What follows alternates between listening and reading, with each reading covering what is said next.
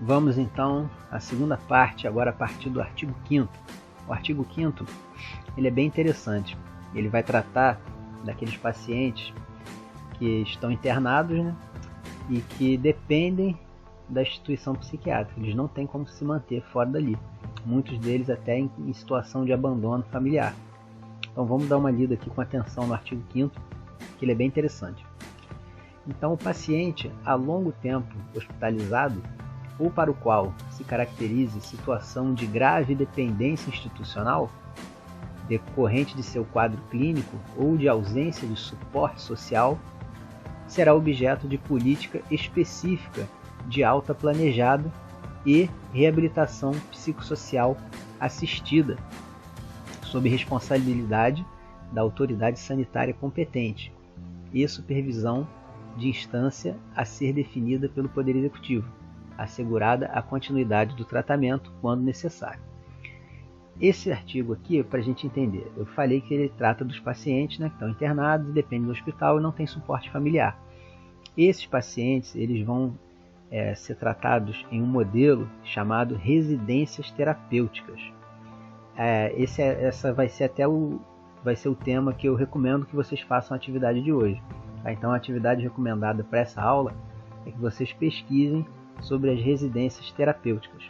Tá? Que são casas, são residências, onde ali vão ter alguns profissionais de saúde, isso tudo controlado pela Secretaria de Saúde, onde esses pacientes eles vão viver ali, tá? E eles vão ter essa supervisão.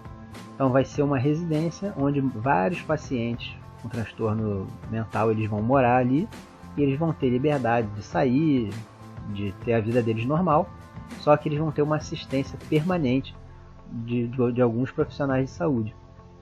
Tá? Isso é feito para garantir essa alta planejada que ele trata aqui no artigo. Tá bem nessa parte aqui, ó. Objeto de política específica de alta planejada e reabilitação psicossocial assistida. Tá? Então ele vai ter essa alta e essa reabilitação social assistida nessas residências terapêuticas. Tá? É um modelo bem interessante.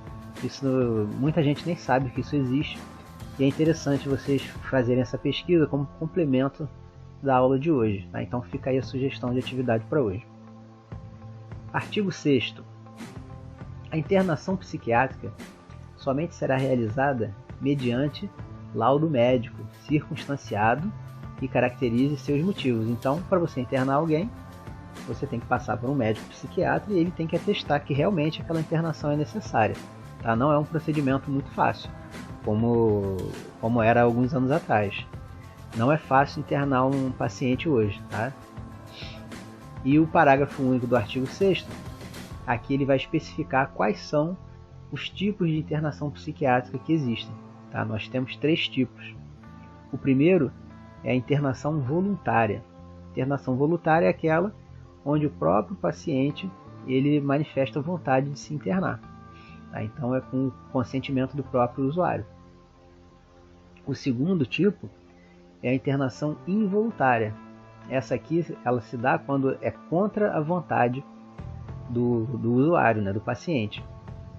E geralmente ela vai ser pedida por um terceiro, geralmente um familiar ou o responsável legal por essa pessoa. E temos também o terceiro tipo, que é a internação compulsória. Essa daqui ela é determinada pela justiça. Tá? Um exemplo aí mais recente, mais famoso de uma internação compulsória foi o caso do Adélio Bispo. Tá? Que ele deu a facada lá no então candidato a presidente e a defesa dele atestou a insanidade mental, levaram um laudo médico, sendo comprovado, o juiz, ele, em vez de dar uma pena para ser cumprida no presídio, ele decreta a internação compulsória numa instituição psiquiátrica. Tá? Então são esses 3 tipos de internação que a gente tem. Artigo 7º. Fala sobre a pessoa que solicita voluntariamente a internação. Então, quem vai se internar por livre e espontânea vontade, assina um termo no momento da admissão dele na instituição. Ele vai assinar essa declaração e ele vai dizer que ele mesmo optou por esse regime de tratamento. E já que foi ele mesmo que decidiu pela própria internação, essa internação ela pode ser revogada, né? O pedido de alta pode ser feito pela própria pessoa, já que foi ela mesma que requisitou. Então, quando ela é feita de maneira voluntária, a própria pessoa pode chegar a qualquer momento e falar: olha, eu quero terminar minha internação agora. E a instituição é obrigada a deixar ele sair. E também, né, claro, essa alta ela pode ser dada pelo médico que está atendendo esse paciente. Vamos aqui ao artigo 8º. A internação voluntária ou involuntária somente será autorizada por médico devidamente registrado no CRM do estado onde se localiza o estabelecimento. Então sempre vai depender de uma autorização médica, né, de um laudo médico. Parágrafo 1º continua tratando aqui da internação involuntária. Diz que ela deverá, no prazo de 72 horas, no máximo, né, 72 horas, deve ser comunicada ao Ministério Público Estadual, pelo responsável técnico do estabelecimento, no qual tenha ocorrido, devendo esse mesmo procedimento ser adotado quando da respectiva alta. Por que é feito isso? Toda internação involuntária, ela está, a princípio, né, violando a liberdade individual da pessoa de ir e vir. Ela vai ser internada contra a vontade. Então isso tem que ser comunicado ao Ministério Público para evitar que ocorram abusos. A gente quem aí nunca ouviu falar de uma história, isso era muito comum, até em novelas, filmes, onde o familiar interna o outro familiar, né, para tentar, no caso, tomar controle dos bens ou de alguma empresa, fazer com que a pessoa seja declarada insanidade ou então incapaz, para tentar ter algum tipo de controle sobre os bens ou sobre a empresa ou alguma coisa assim.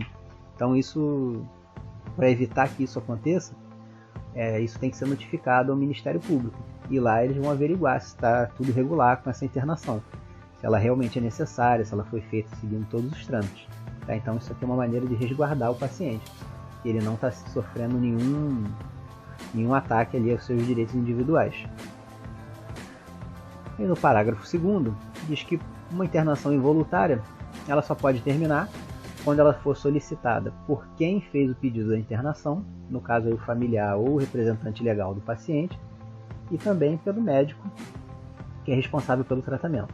Tá? Só nesses dois casos ela pode ser interrompida.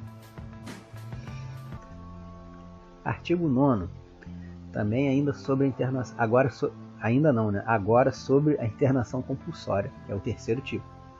Então a internação compulsória é determinada, de acordo com a legislação vigente, pelo juiz competente, tá? que levará em conta as condições de segurança do estabelecimento. Então o juiz só pode determinar a internação se for assegurado que aquele estabelecimento segue todos os critérios que a gente já viu antes, lá no comecinho da lei.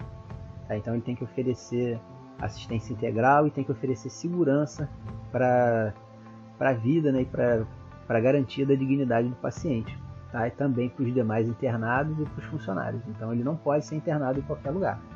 Tem que ser um lugar que a segurança dele seja averiguada ali e atestada. Artigo 10.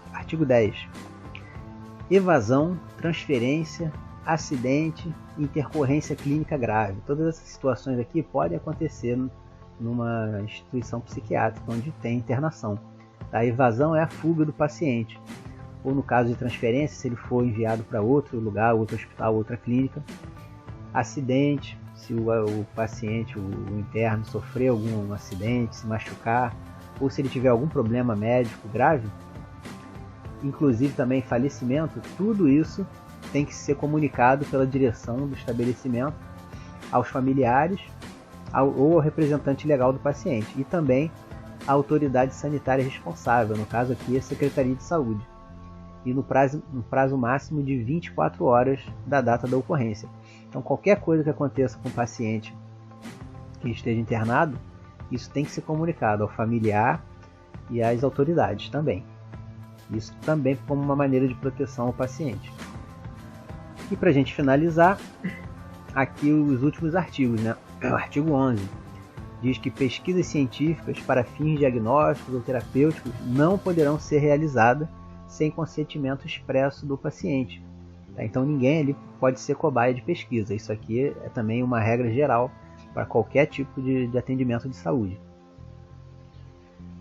E o artigo 12 diz que o Conselho Nacional de Saúde, no âmbito de sua atuação, criará a Comissão Nacional para acompanhar a implementação desta lei.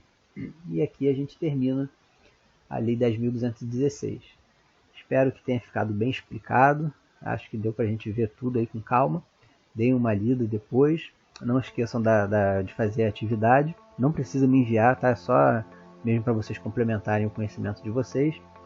E qualquer dúvida, podem deixar aí no chat que assim que eu puder eu respondo. Um abraço, pessoal!